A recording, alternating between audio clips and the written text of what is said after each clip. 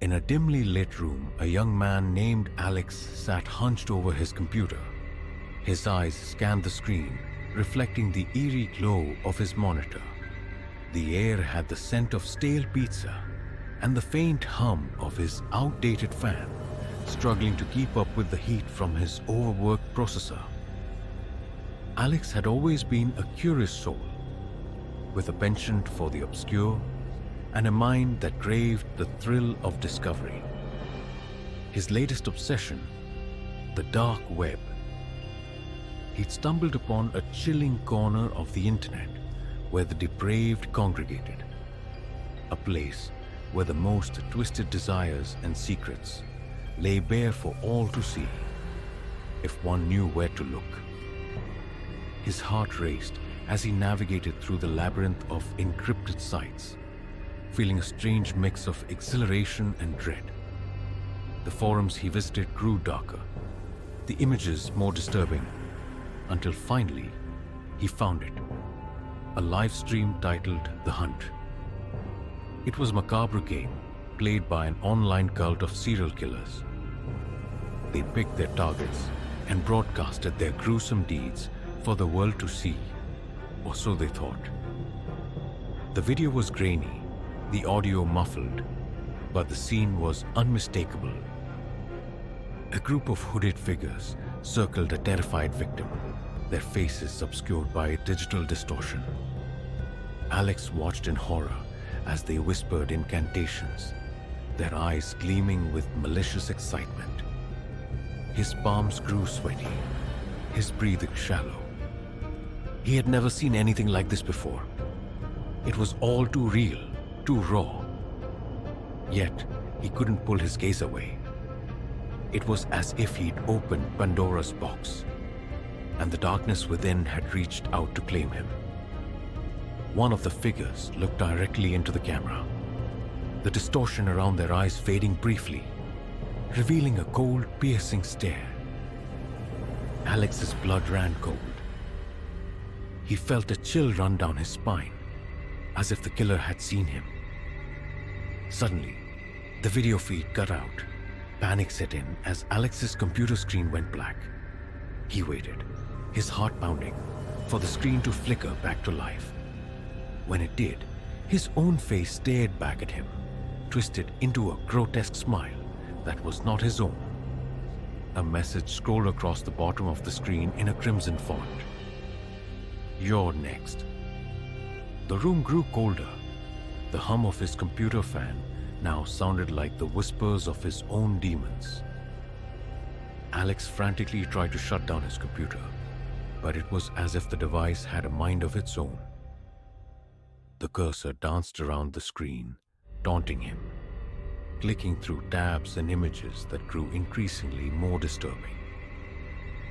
His stomach churned as the walls seemed to close in, the shadows deepening into pockets of pure malevolence.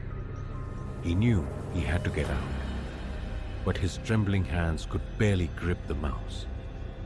The house grew quiet except for the cacophony of his own erratic breathing. He managed to stand up, his legs wobbly, and stumbled to the window. The street outside was eerily still, the moon casting elongated shadows across the pavement. Alex's reflection in the glass was a stark contrast to the serene scene outside. His eyes were wide with fear, his skin pale and clammy. He saw a flicker of movement from the corner of his eye, and his heart skipped a beat.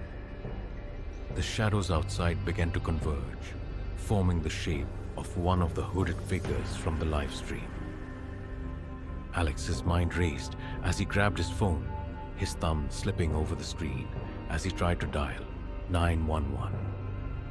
But the phone was dead, the battery drained as if by some unseen force.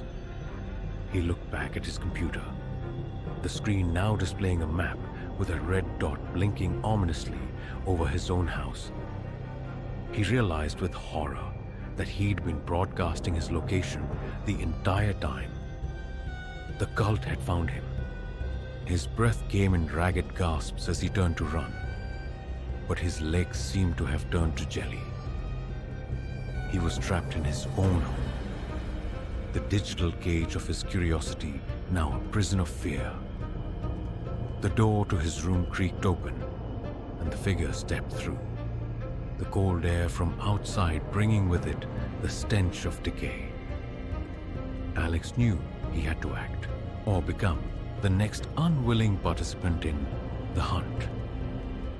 With a surge of adrenaline, he bolted for the bedroom, slamming the door shut behind him.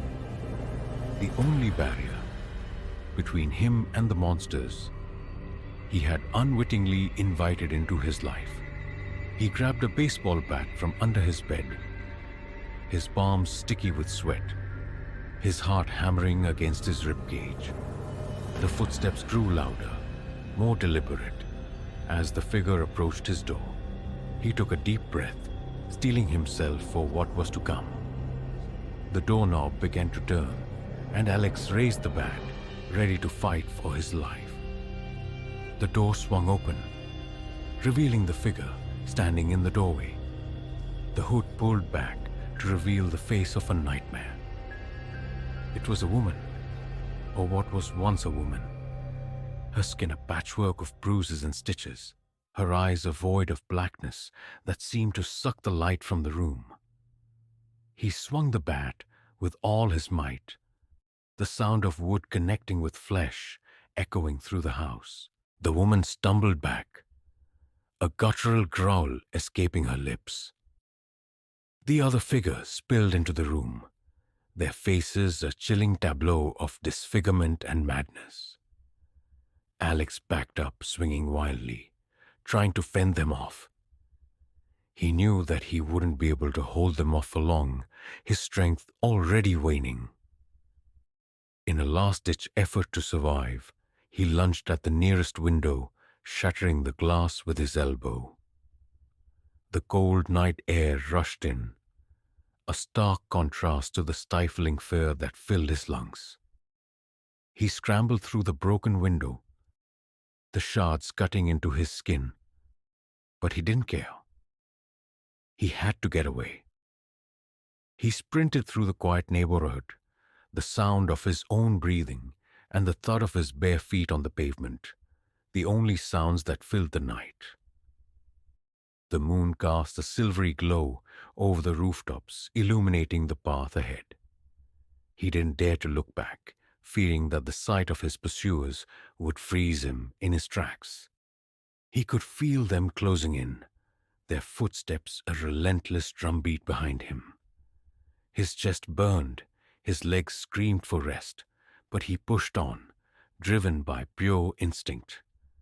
His thoughts were a jumble of terror and disbelief, the reality of his situation sinking in.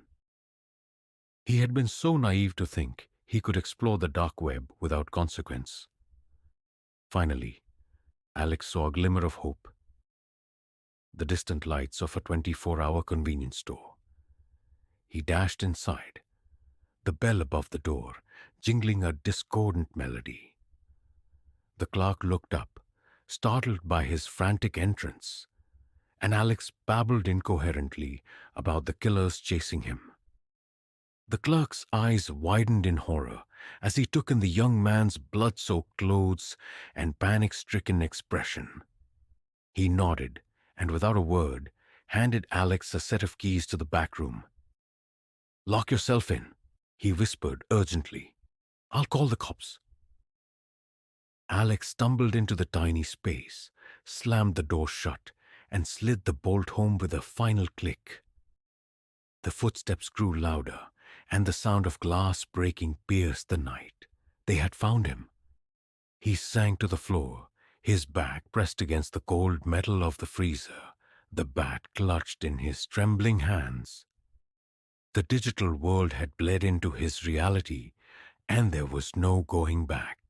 His new life was one of lies and running, forever looking over his shoulder, never truly escaping the horrors of the dark web.